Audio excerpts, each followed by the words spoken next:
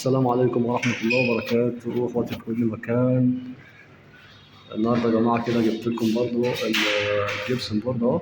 تمام، بعد ما اتسحب سكينة أولى زي ما انتم شايفين كده، شغالين في السكينة التانية دي المرحلة التانية بعد تركيب الجبس يعني. تمام،